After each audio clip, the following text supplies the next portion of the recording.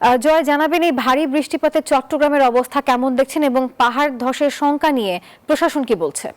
নাফিসা, আপনি যথার্থই বলছেন যে চট্টগ্রাম পাহাড়ি অঞ্চল, তো পাহাড়ি অঞ্চলে কিন্তু দেখা যায় পাহাড় ধসের সংখ্যা কিন্তু সবসময় থেকে যায়, যেহেতু গতকাল থেকে কিন্তু নিম্নচাপের যে প্রভাব শুরু হয়েছে চট্টগ্রামে।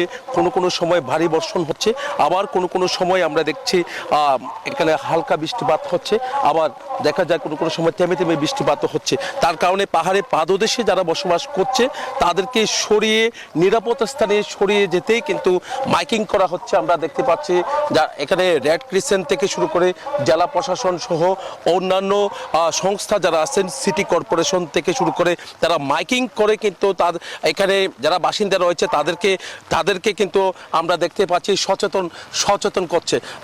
মাইকিং করা হচ্ছে, এলাকার মানুষদের সচেতন করা হচ্ছে যেন এখানে আশ্রয় কেন্দ্র খোলা হয়েছে, স্কুলগুলোকে আশ্রয় কেন্দ্র হিসেবে খোলা হয়েছে, এমনকি জেলা প্রশাসনের একাধিক টিম কিন্তু যে আশ্রয় কেন্দ্রগুলো যেখানে খুলেছে সেখানে কিন্তু এখানে যারা বাসিন্দা আছেন তাদেরকে সরিয়ে নেওয়ার জন্য তাদেরকে কিন্তু বারবার তাগাদা দেওয়া হচ্ছে। তবুও এখানে যারা বাসিন্দা আছে তারা কোনোভাবে সরছে না। গতকাল থেকে 24 ঘন্টায় কিন্তু 82 মিলিমিটার বৃষ্টিপাত রেকর্ড করেছে আবহাওয়া অধিদপ্তর এখানে। তার কারণে তারা ভারী বর্ষণের একটা আশঙ্কা করছেন।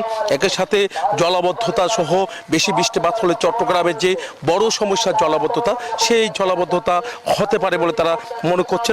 এই কারণে এখানে যারা পাহাড়ে পাদদেশে বসবাস করছেন, প্রতি বছরই কিন্তু পাহাড় ধসে চট্টগ্রামে প্রাণহানির ঘটনা ঘটে। সেই জায়গায় কিন্তু আসলে এখানে যারা বসবাস করছেন, এখনও বসবাস করছেন, তাদেরকে অন্তত আশ্রয় কেন্দ্র যেখানে খোলা হয়েছে যখন বৃষ্টি হয় তখন যেন তারা সেই জায়গায় সরে যায়, সেই আহ্বান কিন্তু জেলা প্রশাসক নিজেই করছেন, এমনকি মাইকিং করে মানুষকে সচেতন করছেন। এই ছিল আমার এখানকার সর্বশেষ। ফিরে যাচ্ছে স্টুডিওতে নাফিসার কাছে। জয়, ধন্যবাদ আপনাকে।